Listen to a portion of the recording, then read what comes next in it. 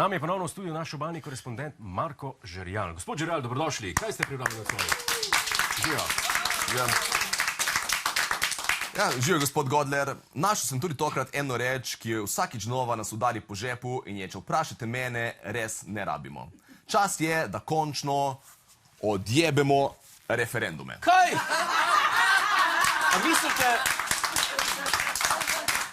A mislite čisto vse referendume? Ja, mislim čisto vse referendume. Ker gremo se že enkrat sprijazniti, referendumi niso nič drugega kot ena navadna, poveličena anketa. Ja. In to nenavadna anketa za 7 milijonov evrov, okej? Ker toliko nastane vsakič, ko kakšen politik ni siguren, če si javnost česa želi ali ne. Pač, gremo biti iskreni, to ni malo denarja. Za 7 milijonov bi lahko kupili, naprimer, ne vem, 280 tisoč vaših knjig. Kar ni slaba ideja. Kar ni slaba naložba, sploh ne. Sej to. Ali pa 1,4 milijona takih kap. Ali pa ne vem, 4 garsonjerje v Ljubljani. No ja, okej. Garsonjere v Ljubljani pa spet niso toliko drage.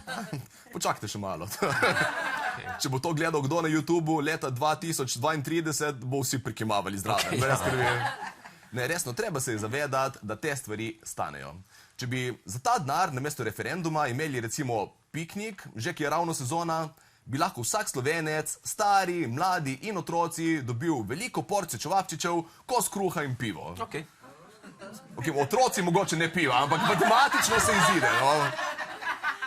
Ampak kaj pa dobimo tako? Dobimo en kos papirja in čakanje v vrsti na prost dan, če smo slučajno v manjšini, ki na referendum sploh hodi.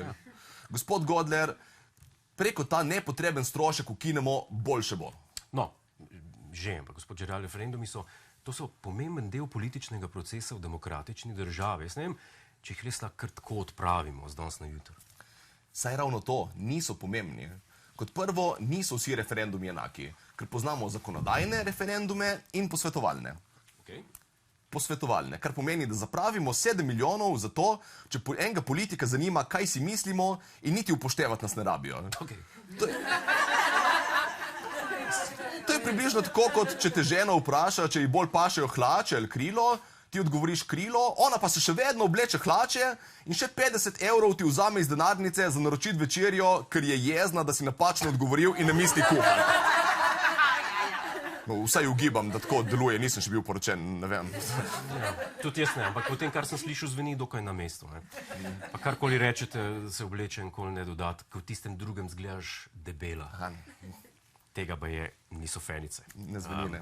No, kaj pa pol, vsaj zakonodajni referendum, niso vsaj te dobri, ker je za neposredno voljo ljudstva, da lahko državljani sami odločajo o pomembnih vprašanjih, namesto da to prepustijo izvoljenim predstavnikom. Ne bi vsaj teh obdržali, recimo. Niti teh, gospod Godler, ker v resnici na njih niso nikoli tehna vprašanja. Ste opazili kdaj?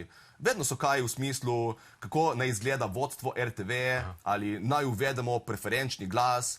Nikoli pa ni nič kot, a čmo zapreti celo državo za par let. Take malenkosti se rajši oni sami zmenijo, da ne bi kdo slučajno kaj narobe obkrožil. Vi nimate nobenega zaupanja v institucijo referenduma? Ne, niti najmanj, ker je popolnoma skregan z logiko. Pomislite, zakaj točno rabimo referendume in volitve? Ker če so ljudje sposobni izbrati dobre rešitve z glasovanjem, potem bi morale načeloma biti volitve dovolj. In če niso sposobni, kako točno bo še eno glasovanje pomagalo? Ta sistem je približno tako smiselen, kot če ne bi bili zadovoljni z mnenjem, ki smo ga dobili od zdravnika in bi šli po drugo mnenje do istega zdravnika. Nič nismo rešili, samo dvakrat plačamo za isti odgovor. Ja, pa kaj pa pol ne naredijo politiki, recimo, če se znajdejo v situaciji, kjer so pred eno težko odločitvijo, pa ne vejo, kako ukrepati?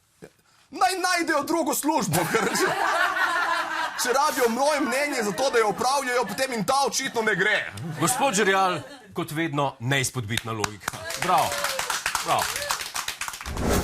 Hej, preden greš, klikni tukaj in se naroči na naš YouTube kanal, imamo pa tudi TikTok, Instagram in Facebook, tako da le urno.